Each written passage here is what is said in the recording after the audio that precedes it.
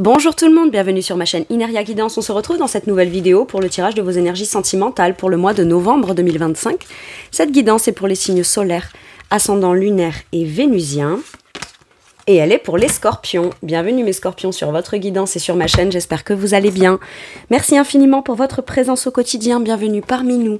À toutes celles et ceux qui s'abonneront. Et en description sous cette guidance, je vous mets tous les tarots et oracles que j'utilise, ainsi que mon lien pour celles et ceux qui souhaiteraient réserver une guidance privée avec moi. On garde bien à l'esprit que ça reste une guidance générale qui ne pourra pas parler à tout le monde, donc n'hésitez pas à aller voir vos autres signes pour un autre message ou un complément de message, et pourquoi pas revenir un peu plus tard sur cette guidance, puisque ce qui ne vous parle pas tout de suite pourrait vous parler un petit peu plus tard. Mes scorpions, je modifie un peu le format de mes guidances sentimentales. Pour celles et ceux qui ne me connaissent pas, je vous explique pourquoi. Pendant très longtemps, tous les 15 jours, je faisais le même format, et j'en ai fait le tour. Voilà, j'en ai fait le tour. Je me sens un peu étriquée dans ce format-là. Je sens que voilà, j'ai besoin de nouveautés, j'ai besoin d'autres choses. Donc voilà. Donc je me suis quand même écrite une petite trame pour une petite trame plus légère et moins cadrée sur ce tirage-là. Et puis bah écoutez, on va aller voir ce qu'on a à vous dire pour votre domaine sentimental. Allez, je vais commencer par aller voir d'où vous venez, où vous en êtes, comment vous vous sentez vous. D'accord, par rapport à votre domaine amoureux.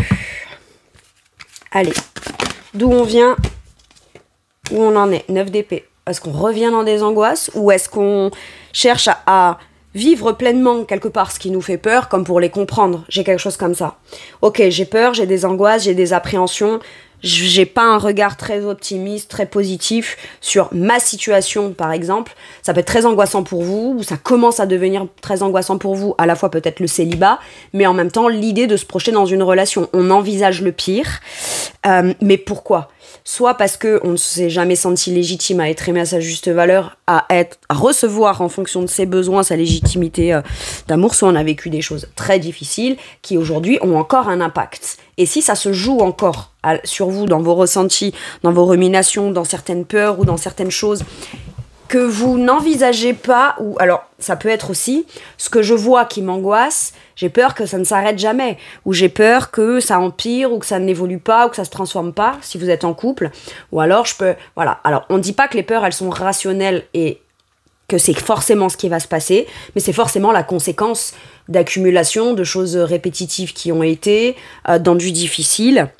Il peut y avoir aussi la peur, je dirais, la peur instinctive d'aimer ou d'être aimé, et voilà. Sauf que ces peurs-là et ces angoisses, elles viennent forcément... elles sont pas juste là pour vous faire angoisser, vous faire avoir peur, vous faire être mal, ou être en épuisement mental dans une relation ou à la suite d'accumulation de choses difficiles dans votre parcours sentimental. Elles sont là pour vous dire, cette peur-là, elle te révèle quelque chose derrière, une vérité profonde, soit que t'as jamais vraiment osé t'affirmer dedans, soit tu as vécu des choses qui ont été très injustes et mine de rien ça a tendance encore à influencer tes pensées, ta vision et tes vérités sur ta suite de ton sentimental, ou alors tu veux prendre une décision mais tu as peur de prendre cette décision, de peur des conséquences et comment l'autre pourrait agir et réagir et comment est-ce que ça pourrait se passer, et si je rencontre quelqu'un alors que je suis pas très bien moi et que je suis fatiguée, épuisée mentalement, ou que ça peut pas être forcément lié au mental, mais admettons vous vivez un truc personnel style professionnel qui est difficile pour vous, vous avez des peurs matérielles, financières ou certaines insécurités à devoir gérer de manière personnelle, évidemment que l'idée de vous ouvrir pleinement, on peut pas se sentir dans des peurs, dans un truc qui viennent vous prendre la tête et sont très présentes dans votre esprit, et en même temps se dire, bon ça ne concerne que cette situation. Par contre, je m'ouvre totalement à de l'amour, ou alors en amour ça va très très bien et j'ai pas de peur liée à ça. Voilà, admettons, je vous donne un exemple. On peut pas rationnellement se dire, ok, là j'ai beaucoup de peur ou des difficultés au boulot, matériel ou financière, ou dans ma vie quotidienne pour X ou Y raison, mais par contre, si je m'ouvre à l'amour, ça va très très bien se passer. Si on ressent déjà un vécu ou un sentiment de difficultés, de tracasseries, d'angoisse et de peur liées à quelque chose, vu qu'on vibre ça, forcément, toute la vision générale et globale, quel que soit le domaine ou le sujet, peut en être impactée, vous voyez. Si on a l'impression de subir quelque chose et qu'on n'est pas légitime à avoir, par exemple, de l'abondance d'argent, et que ça, par contre, ça vient commencer à vraiment impacter de manière pas très cool, ou que ça n'impacte pas de manière très cool votre vie ou votre quotidien depuis un certain temps, se dire de manière objective, mais par contre, en amour, je suis légitime à l'abondance, etc., c'est très compliqué, parce qu'à ce moment-là, si c'est possible pour le sentimental, c'est vrai pour tout, voyez. Et voilà pourquoi, quelque part, vos peurs, elles sont là pour vous dire, t'as vécu ça, t'as peur de ci, t'as peur de ça, mais pourquoi? Ça va jusqu'où? Comment? Comment ça se manifeste? Quels signaux tu peux reconnaître en toi ou en l'autre si cette peur que tu appréhenderais venait à se pointer, commencer à se manifester, vous voyez? Il y a besoin de venir peut-être conscientiser qu'on envisage les choses dans le pire, mais par moments, mais c'est un mécanisme de défense. Pourquoi? Parce que certaines choses qui ont fait mal, soit on les a vécues et c'est venu épuiser mentalement, moralement, soit on les a pas vues venir, ou alors on les voyait venir mais on préférait se dire que non, ça allait aller, etc. Toujours dans le côté optimiste. Donc aujourd'hui, penser optimiste, le premier danger, il est là. Que ce soit conscient ou inconscient. Sauf que vos peurs aujourd'hui peuvent se projeter dans votre vécu actuel ou être vécues par rapport à votre vécu actuel. C'est comme si qu'en gros, sur un appareil photo, on met ce filtre-là, vous voyez. Soit, c'est le filtre qu'on met si on se projette dans une nouvelle situation. Parce qu'il y a besoin d'abord de comprendre ces angoisses pour déjà les calmer, venir les rationaliser, les rendre un peu plus rationnelles. Venir les doser à leur juste place. Ok, ou à la juste quantité que ça a, et pas dans un imaginaire fertile qui ne veut pas dire que vous n'êtes pas légitime parce que vous avez vécu, subi ou ressenti des choses difficiles, mais pour vous pouvoir vivre les choses de façon beaucoup plus objective que ce que dans l'inobjectivité, quelque part, elles viennent vous plonger encore plus dans des tourments, dans des peurs ou dans des projections et quand bien même la peur qu'on a, ou je sais pas moi, admettons, ça peut être, je rencontre quelqu'un qui est pas cool, ou qui me fait vivre encore plus de mental, ou qui a pas le comportement, etc. Vous saurez comment agir à ce moment-là, si ça vient à se passer dans le concret.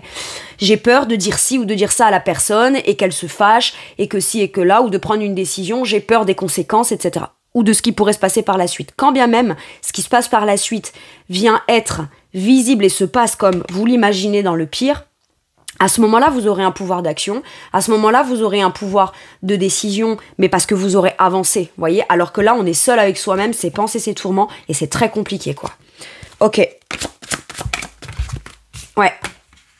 En fait, j'arrête d'écouter mes peurs et mon mental, pas parce qu'elles n'ont pas lieu d'être, elles sont plus que légitimes. Mais qu'est-ce que je préfère écouter?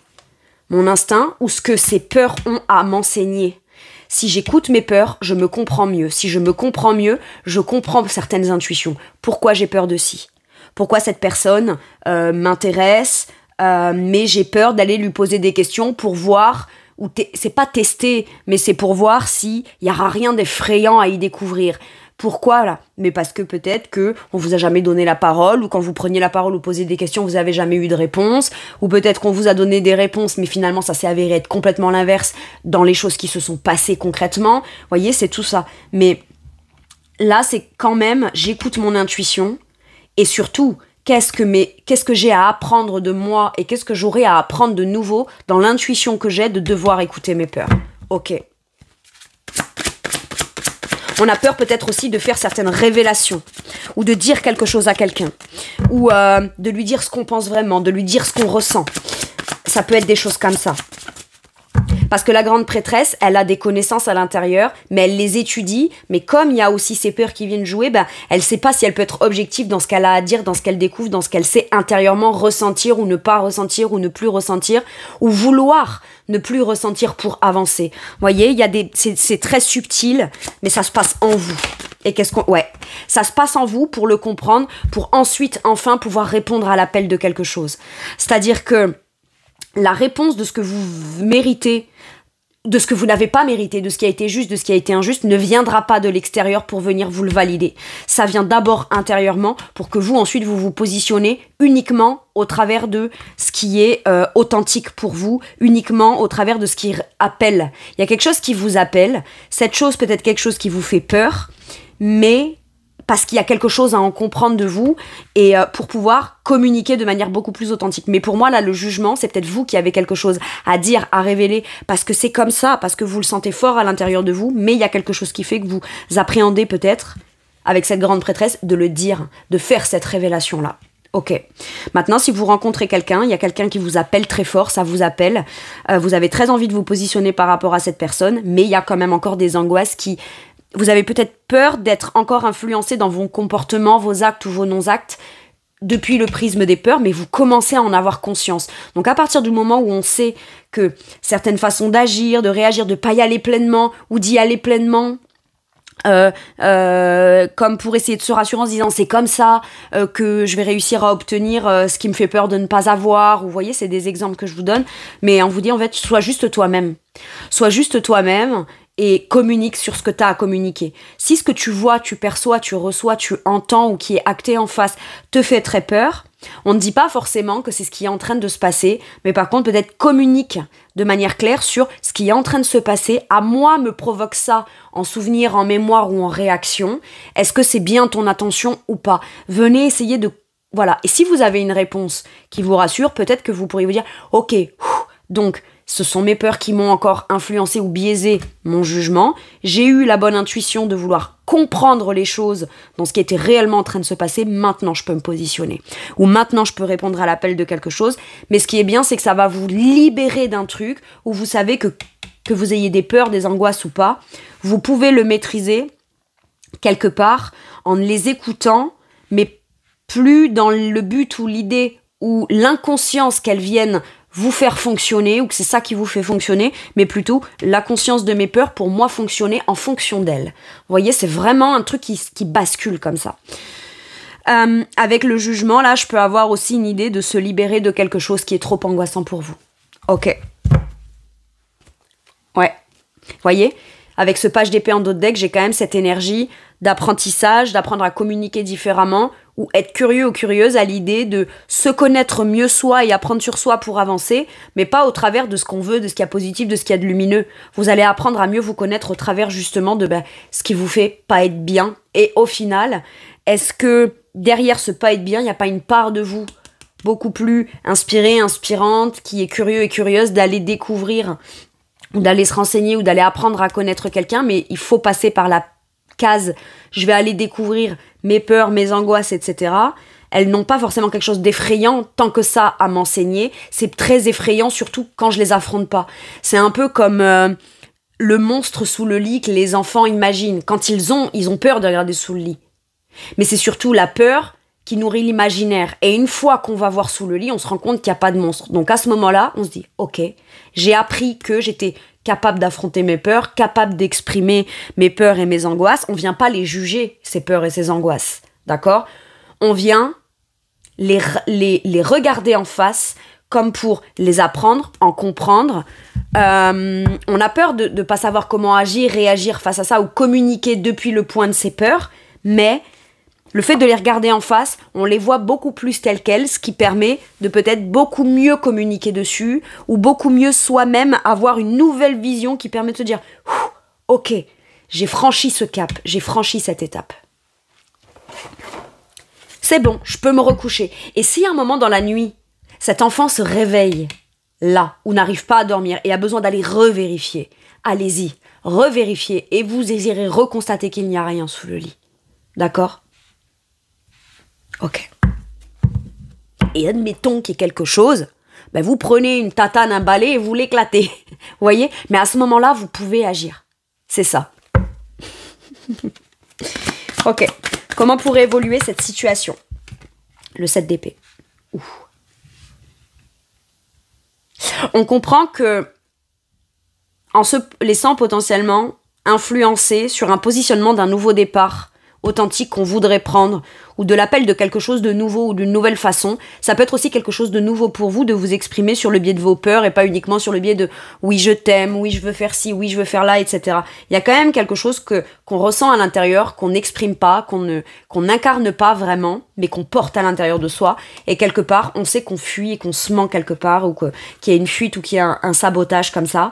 Ce qui fait qu'on a l'impression de ne pas être pleinement authentique. Et moi, j'ai l'impression que c'est ça qu'on traite en priorité pour vous sur le mois de novembre, dans votre domaine sentimental. Maintenant, ça peut être aussi... Vous êtes avec quelqu'un avec qui il y avait des peurs, des angoisses, des sentiments. Vous vous disiez des choses, mais peur que ces choses que vous vous disiez soient ce qui se passe vraiment dans quelque chose que vous savez que ça vous pourrait vous faire du mal ou vous faire être mal. Et vous l'avez découvert ou vous le découvrez. Et à ce moment-là, ça peut concerner des fuites. Ça peut concerner, moi j'ai beaucoup de peur parce que l'autre est fuyant ou fuyante, ou dit pas tout, ou est flou comme ça. Et bien à ce moment-là, comme je vous dis, dites ce que vous avez à dire. Positionnez-vous face à cette personne. Exprimez ce que vous avez exprimé. Si vous avez une réponse, tant mieux. Vous pourrez vous rendre compte que, oui, il y a une part de vous aussi qui s'est laissée influencer par les appréhensions, et c'est normal, d'accord, il n'y a aucun jugement là-dessus.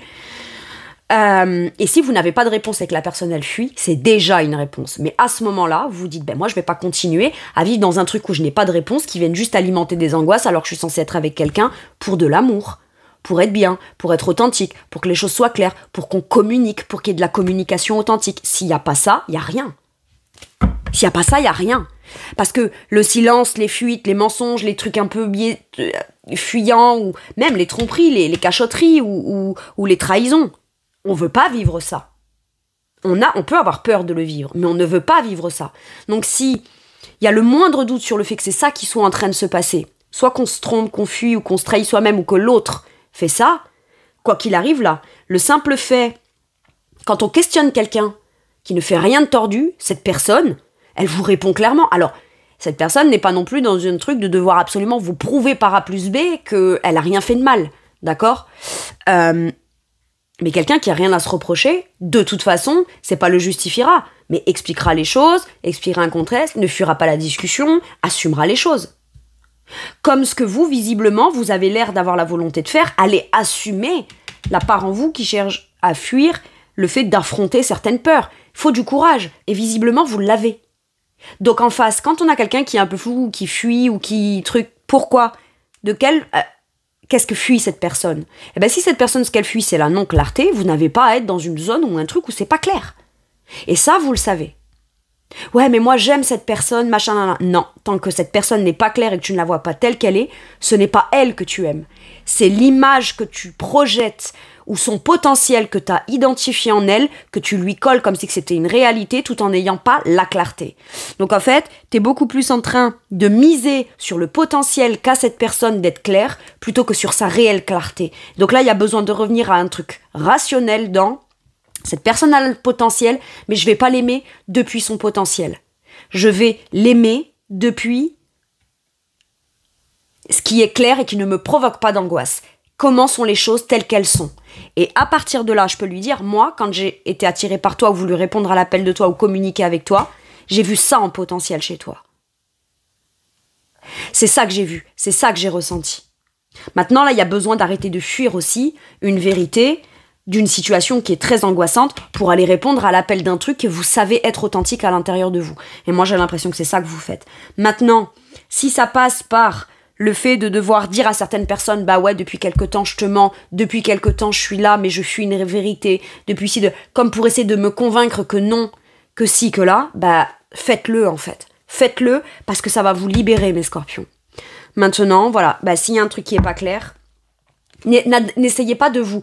Forcez-vous à devoir adapter un comportement ou des réactions qui vous trahissent vous-même dans vos principes et vos valeurs comme pour correspondre à ce qui y est par rapport à la situation non claire, mais tout en se disant que c'est comme ça que peut-être on pourra un jour apprendre ou vivre concrètement avec le potentiel de la personne ou le potentiel de la relation.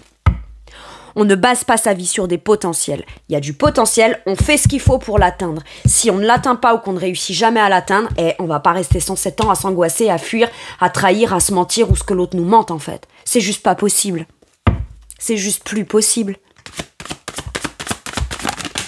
Reine de bâton. Vous reprenez votre pouvoir. Vous vous affirmez, en fait. Si, admettons, c'est quelqu'un qui vous ment, qui vous trahit, qui vous fuit, c'est « Hey, je t'explique. T'as vu la meuf que je suis? T'as vu le gars que je suis? Pardon. Oh, j'ai du pouvoir de séduction, j'ai du désir, j'ai de l'affirmation de moi, j'ai des principes, j'ai des valeurs, je sais ce que je veux partager, ce que je veux pas partager. D'accord? Je sais ce que je suis en mesure de faire. Sauf que là, ce que tu es en train de me faire déployer comme énergie, c'est une énergie où je suis plus obligée de devoir m'affirmer, toujours travailler sur ma confiance en moi, plutôt que juste pleinement kiffer ce que je veux créer, partager avec toi. Ce prix-là n'est jamais à devoir être payé pour pouvoir un jour être cette reine de bâton qui s'épanouit dans une relation et qui se sent respectée et qui respecte et qui vit pleinement ses désirs. Il n'y a aucun prix à devoir payer pour ça. La messe est dite. Pour certains et certaines, c'est la peur d'être heureux ou heureuse ou la peur du bonheur. Peut-être pas vous, hein, peut-être la personne en face. Hein.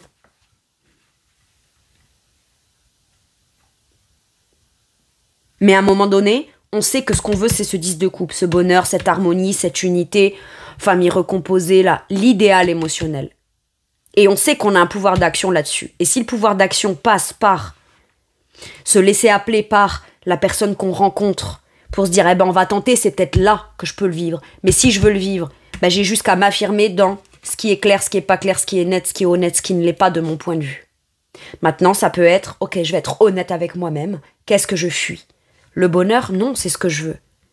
Mais par expérience et depuis tout mon vécu, mes souvenirs, ce que je vis, etc., de manière soit personnelle, qui vient impacter, soit dans mon vécu de mes expériences sentimentales, par expérience, pour l'instant, à chaque fois que j'y ai cru, ça s'est pas passé, et j'ai été déçue, et c'est venu m'en rajouter encore une couche. Ben là, ce qu'on vous dit, mes scorpions, c'est, rappelez-vous de ces expériences, mais pas comme pour vous remémorer tout ça, pour nourrir vos angoisses, ou avoir peur que ça se passe pour après. Qu'est-ce que, à ce moment-là, vous étiez aussi dans ces situations-là en train de vous dire que vous auriez pu faire? Soit pour que ça s'arrête rapidement, soit pour ne pas continuer à alimenter un truc où on n'obtient pas ce bonheur. Donc ça s'use en fait.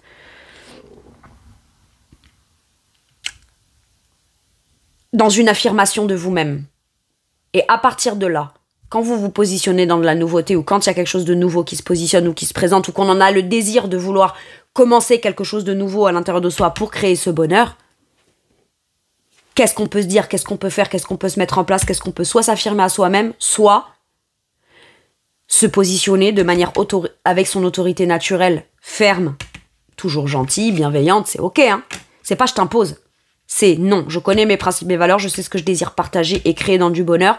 À partir de là, c'est ça. Donc c'est soit ça que je vis, où on tente de le mettre en place et de le vivre, ou de commencer à le mettre en place, soit je sais que c'est ça que je mérite. Hein. C'est tout. Donc à partir de là, si je dois faire des choix, je ferai des choix. Sans fuir, hein. Sans fuir, sans trahir, sans tromper, sans ce truc. Non.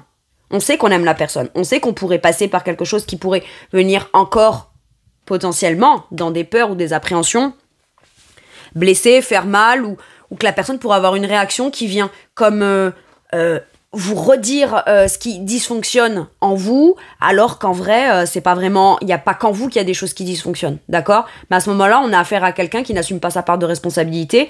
Donc, c'est ok de vouloir du bonheur, mais c'est pas ok de vouloir absolument obtenir ce bonheur avec cette personne qui, de toute façon, conditionnera votre vision du bonheur. Clairement. Ok.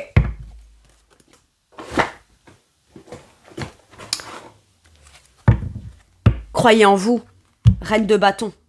Croyez en vous. Faut assumer ses désirs, assumer ce qu'on veut pas, ce qu'on veut plus. Et ce qui n'est plus acceptable, qui vous manque de respect, qui vous angoisse, qui vous fait peur, et qui pourtant, il y a un truc à l'intérieur de vous qui peut pas renoncer à l'idée d'être appelé à créer cet amour-là. Quel est le blocage? Qu'il soit en vous ou provoqué par l'autre. Ou provoqué par le contexte, la situation, ce qui est dit, ce qui est pas dit, ce qui est assumé ou ce qui ne l'est pas. Là, il y a clairement besoin de venir clarifier ça et j'ai l'impression que c'est ce que vous clarifiez tout ce qui dysfonctionne. D'accord? Pour quoi qu'il arrive, vous assurez de vous toujours vous offrir la chance et l'opportunité de pouvoir vivre ce bonheur. Ok. Ou retrouver ou recouvrer ce sentiment de bonheur et d'épanouissement, soit familial, soit dans de la réciprocité, soit dans un contexte qui est harmonieux, sain et heureux émotionnellement. Clairement. Mais là, il y a besoin de clarifier les choses.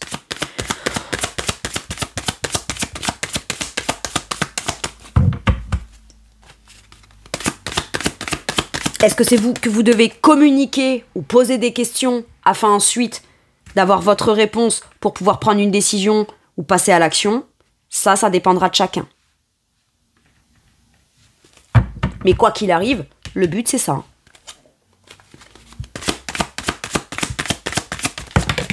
Pour les célibataires, qu'est-ce qu'on me dit? 6 de bâton, le succès, la victoire, la reconnaissance. Le partage, oui, ça devra peut-être demander de devoir mener des batailles, défendre ses intérêts, par moment sur certains petits points, aller se dépasser pour savoir qu'on peut avoir confiance en soi dans le but d'atteindre un but et un objectif et de... Voilà, mais vous allez y arriver. Parce que ce qui compte, c'est-à-dire qu'une fois que vous aurez dépassé tout ça, on dit pas qu'il y aura plus les peurs, les blessures, les angoisses, etc. C'est pas ce qu'on dit.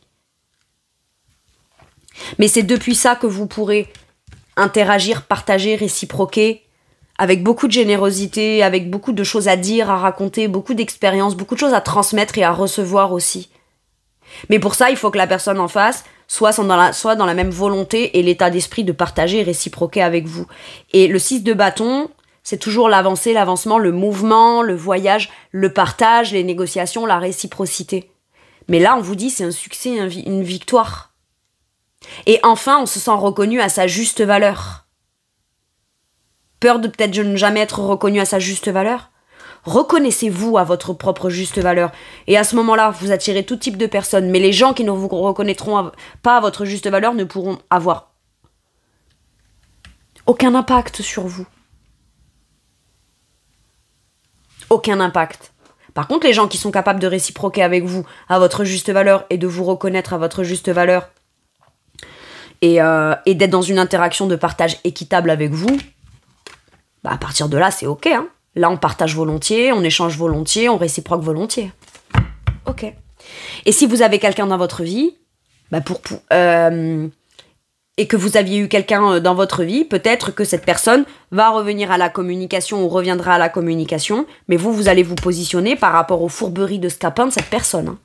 Et à ce moment-là, vous allez dire, très bien, j'avais juste besoin de m'affirmer par rapport à cette personne pour pouvoir ne pas mettre tout le monde dans le même panier ou penser que ce que je vais vivre, c'est forcément le pire. Et enfin, moi, avoir suffisamment confiance en moi comme pour aussi laisser sa chance à l'autre ou à d'autres ou à quelqu'un d'autre. Tout simplement. Ok. Maintenant, cette personne ne revient jamais.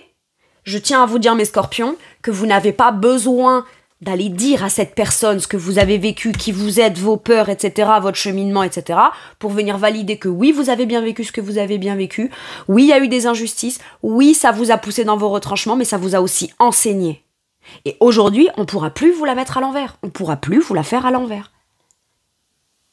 Et si quelqu'un vous la fait à l'envers et réussit quand même, ou il y a 2-3 trucs qui viennent piquer, qui sont un peu trucs, ben vous avez des points de communication ou un terrain ou des réponses sur comment aborder le sujet pour aller clarifier quelque chose. Et si c'est pas clair ou que j'ai pas de réponse, c'est déjà une réponse. Et rien que ça, c'est une victoire. On n'a pas le temps d'interagir avec celles et ceux qui ne nous reconnaissent pas à notre juste valeur, d'accord, et qui ne réciproquent pas avec nous en échange et qui sont pas aussi généreux que nous, qui ne nous le rendent pas bien. On ne réciproquera, et vous voyez, il peut y avoir du monde avec qui on peut réciproquer de manière saine, équitable, positive, joyeuse, porteuse et qui font avancer. Mais pas tout le monde ne mérite ça. Donc si dans la masse, il y en a un ou deux qui ne méritent pas ça, eh ben c'est une victoire pour vous de ne plus réciproquer avec eux. C'est ok. Et de ne réciproquer qu'avec ceux qui savent vous reconnaître à votre juste valeur. Pour les couples, qu'est-ce qu'on me dit? Le 5 de coupe. Alors pour les couples, il y a peut-être une phase où il y aura besoin de faire un choix de cœur Et voyez, le 7 de coupe, il a tendance à projeter son rêve, mais à pas savoir comment choisir ou quoi choisir ou comment décider. Écoute ton cœur. Ouais, mais si ça me fait mal, et si ça blesse l'autre, et si ça nous rend triste, etc. C'est en écoutant son cœur qu'on peut aller guérir aussi ce qui s'est passé dans le passé qui a été difficile pour pouvoir aller de l'avant. C'est normal d'avoir des peurs, d'avoir de la tristesse, d'avoir peur d'être rejeté, abandonné, parce qu'on a vécu des rejets, d'abandon ou de la tristesse, ou de provoquer ça chez l'autre. D'accord ? Mais voyez, il y a une jolie table qui est dressée derrière, avec plein de bonnes choses, avec des ballons sympas, avec 2 coupes qui sont debout et pleines. Et elle peut pas le voir, parce qu'elle regarde celles qui sont tombées à terre et qu'elle peut pas rattraper. Donc il y a peut-être des choses qui ne sont pas rattrapables avec la personne avec qui vous êtes, mais qui ont quand même fait de la peine. Et si on s'exprimait juste l'émotionnel? Pas pour venir alimenter ça, pour en parler afin de le laisser dans l'espace dans lequel c'est. Ne conservez de votre passé que les leçons. Alors, n'en gardez pas que les souvenirs qui viennent alimenter ça. Ce qui est pas rattrapable, et ce qui du coup on se dit, parce que j'en suis là, je pourrais pas avoir mieux, ou pas autre chose, ou pas... Vous voyez, il y a un truc comme ça. Je vais vous le dire, mes scorpions. Et il n'y a pas de jugement. Parce que c'est important que je vous le dise, parce que c'est pas vrai. Ce qui a été dans votre vie, et qui peut être encore ressenti aujourd'hui, dans un émotionnel qui peut être difficile, qui vient nous rappeler des mauvais souvenirs, ou dont on se rappelle, ou dont il y a une certaine forme de nostalgie et de tristesse, c'est possible d'en sortir. Ce qui ne voudra pas dire c'est soit je suis bien, soit je suis pas bien. Non. Mais qu'est-ce que je peux retirer de mon passé, en expérience et en leçon, pour pouvoir m'assurer de pouvoir de nouveau avoir le droit de reprofiter. Et le 7 de coupe, comme je vous disais, a tendance à projeter parce que c'est un rêve. On rêve, on souhaite quelque chose, on voudrait l'idéal. Et on ne sait pas quoi, comment ou pourquoi, comment choisir, etc. Mais pourquoi ? Parce qu'on projette tellement quelque chose d'émotionnel positif qui pourrait en découler. C'est ça les enjeux importants. Donc comme il y a des gros enjeux émotionnels importants qui peuvent être libérateurs et qu'on pourrait vivre, mais ce qui veut dire aussi qu'en revers de la médaille, on pourrait ne pas les vivre aussi bien que ce qu'on les projette, si on veut en avoir le cœur net, il faut choisir avec son cœur. Et votre cœur n'est pas que ce qui a été blessé. C'est ça que je dois vous dire.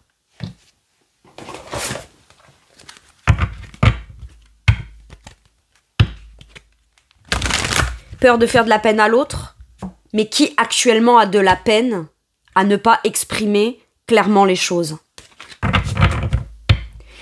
Même si on exprime des choses pour se sentir légitime, bien sûr qu'il y a des choses qui pourraient quand même faire mal au cœur, parce que ça n'a pas marché, parce que ça n'a pas fonctionné, ou pour X ou Y raison. Mais il faut être 2 à vouloir que les choses fonctionnent.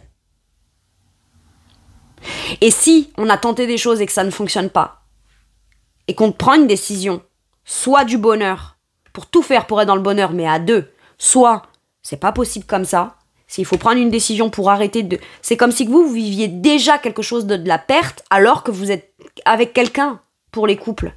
C'est pas normal.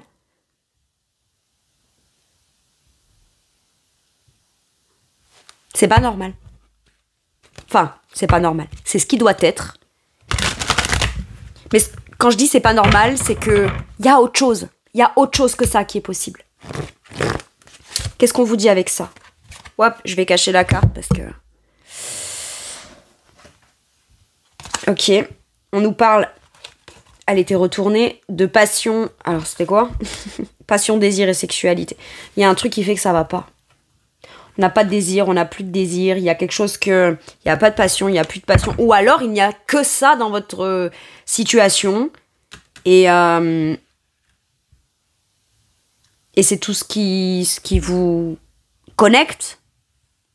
Pour certains et certaines, là, est-ce qu'on est dans une relation où on ne voit l'autre alors qu'on s'aime, mais on peut se voir que pour ça. Et il y a le truc... ouais, après, il y a aussi passion, sexualité. Je peux avoir des tromperies, des choses comme ça, ou peur d'être trompée, peur d'être trahie. Alors, par contre, pour celles et ceux qui ont déjà... Je vous annonce pas ça. Hein.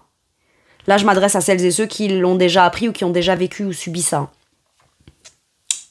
Je vais dire les choses telles qu'elles sont. Quand on se fait tromper, trahir, etc., on se sent tellement... Déjà, il y a ça fait hyper mal.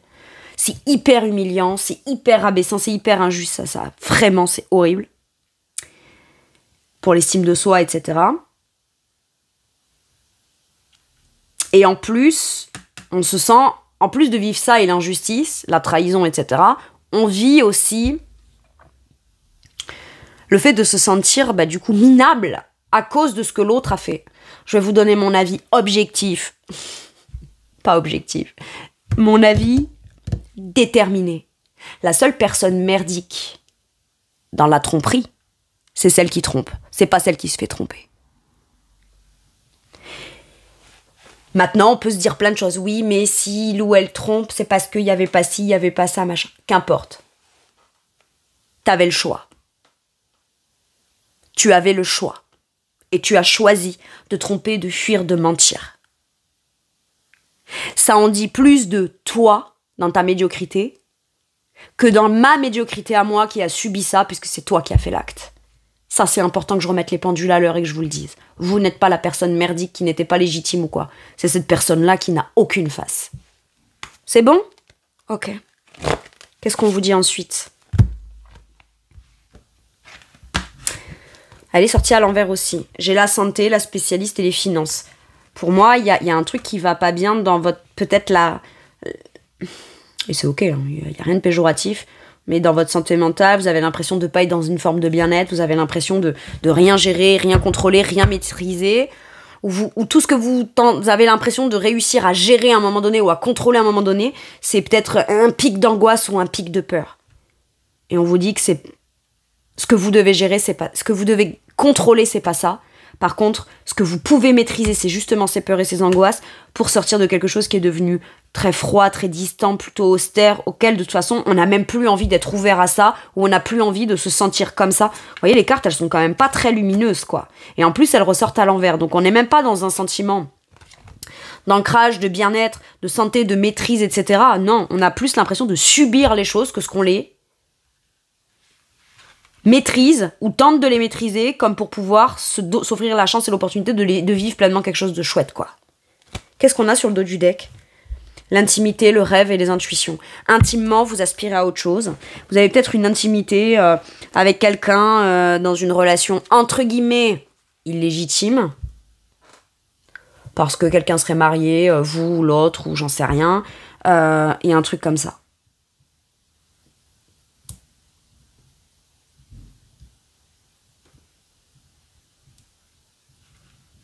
Ok.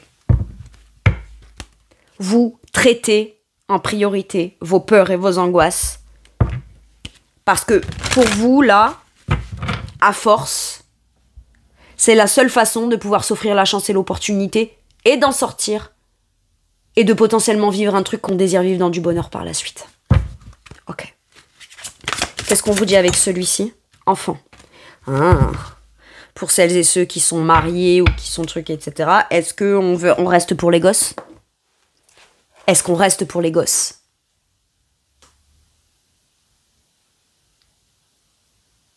Ou parce qu'enfant, on a vécu des traumas liés à nos parents, leur couple, machin, ou des choses comme ça, et on a tellement peur de faire un couple, de s'engager, etc., parce que ça s'est mal passé familialement, ou un truc comme ça quand on était enfant. Et finalement, vos angoisses...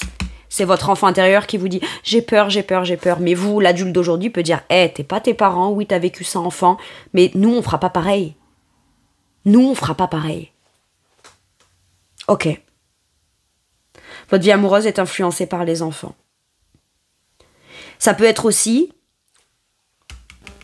les peurs, les angoisses ne permettent pas d'écouter son âme, son enfant intérieur sur ce qu'on veut vraiment ou sur ce qu'on souhaite depuis toujours, depuis l'enfance. Là, sous ce prisme-là. Et là, on vous dit, essaye de te laisser un petit peu plus influencer par ton enfant intérieur que par tes angoisses qui cherchent à faire taire ça. Parce que ton enfant intérieur, c'est ce que t'es à la base, dans ton âme pure, avec cette énergie du jugement. Et il y a possibilité de revenir à ça. Dans des sentiments, dans un sentiment de renaissance, de résurrection, de rejaillissance, je sais pas si ça se dit, mais de cet enfant intérieur qui est juste dans quelque chose de simple, de pur, d'innocent. Je dis pas d'immature, d'inconscient et de... Parce que l'enfant a quand même grandi et il a de l'expérience. Ok? Donc il a des points de comparaison, il a des choses qu'il sait reconnaître aujourd'hui, et parce qu'il est beaucoup plus expérimenté, ben c'est maintenant qu'on peut faire vivre son enfant intérieur. De manière beaucoup plus en confiance que lorsqu'on était enfant et qu'on n'avait aucun pouvoir d'action et qu'on ne pouvait que subir les choses. C'est tout.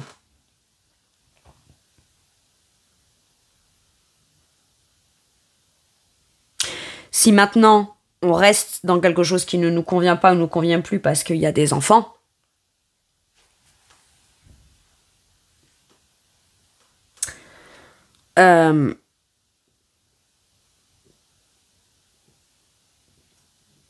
je trouve que c'est pas juste pour soi, c'est pas juste pour les enfants en soi. Hein.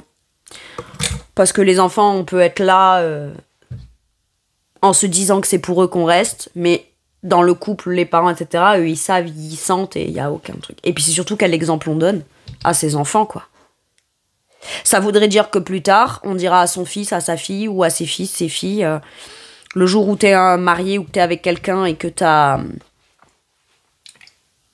plus la personne ou que t'es malheureux, malheureuse ou que t'as des angoisses, tu devras quand même rester.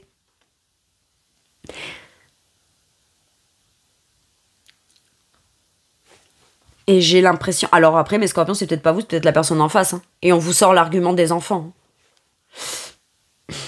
Foutaise. Si c'est ce qu'on vous dit, foutaise. Parce que les enfants ne veulent pas des parents que présents. Ils veulent aussi des parents heureux.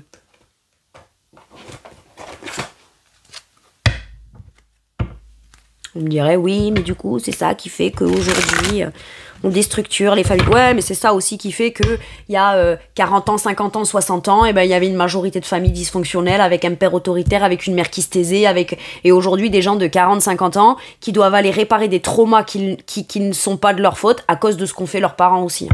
Donc bon, c'est mon avis. Allez, qu'est-ce qu'on vous dit? Il y a la fusion, il y a l'union. On vous parle de s'unir. Alors, est-ce qu'on est marié? C'est un truc d'influence des enfants, et effectivement, mais bon, je savais pas que... Ah, punaise. Je sais pas si vous connaissez l'humoriste Olivier de Benoît. D'accord? Il est très dans l'humour noir, un peu le sarcasme, avec un discours très, très beauf et très machiste. Alors, ce n'est pas ce qu'il est, voilà, mais c'est le rôle qu'il a dans son truc, dans le personnage qu'il incarne, dans l'humour. Et c'est vraiment les clichés, comme je disais, hein, il y a 40, 50, 60 ans, ok? Et il dit le mariage est un cercueil dont les enfants sont les clous. C'est ce qui me vient comme phrase là. Dans la caricature du truc. Ah, si on n'est pas heureux, c'est ça. Ok? Maintenant, avec la fusion, c'est l'idée aussi de faire fusionner votre enfant intérieur avec l'adulte que vous êtes aujourd'hui pour pouvoir vous unir à vous-même afin d'aller vers là où vous aimez vous. Maintenant, la fusion, ça peut être aussi l'idée d'aller s'engager avec la bonne personne, ou si on souhaite un vrai engagement, même si jusqu'à aujourd'hui on n'a pas réussi à l'obtenir pleinement, etc., c'est quand même toujours possible. Ça sera plus possible à 95 ans sur votre lit de mort au moment de votre dernier souffle. Là, ce sera plus possible. Mais jusque-là, c'est possible. Et j'ai le retour. Est-ce qu'on tourne en boucle dans un truc, ouais, mais voilà, je suis pris, je suis mariée, etc. Mais là où j'ai envie de m'engager, ça revient en boucle aussi. Je peux avoir le retour de quelqu'un du passé. Mais ça ne pourra se faire de manière saine que s'il y a eu transmutation, changement. Vous voyez, c'est encore un truc qui tourne en rond, mais il faut que ça évolue. Ou qu'on fasse évoluer un truc qui aurait tendance à tourner en boucle, qui va, qui vient, qui va, qui vient, et qui ne permet pas de pleinement se sentir juste dans de la construction, de l'union, dans un partenariat ensemble. J'ai un truc comme ça.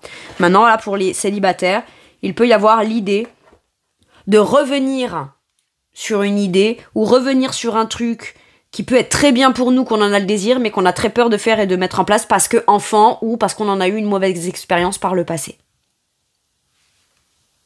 Et y revenir pour les voir en face, ces peurs et ces angoisses-là, ne vous les fera pas revivre. Mais ça vous les fera comprendre peut-être d'une autre façon, pour aussi pouvoir laisser s'exprimer la part de vous qui désire mettre au clair cette chose-là et pouvoir répondre à l'appel de ça. Mais c'est forcément évolutif, porteur, pour vous. Ok. Voilà mes scorpions, c'est tout pour moi pour cette guidance. Je vous remercie de m'avoir écouté. Je vous fais tout plein de gros bisous. S'il vous plaît, prenez bien soin de vous. Et à bientôt pour une nouvelle guidance. Merci, au revoir.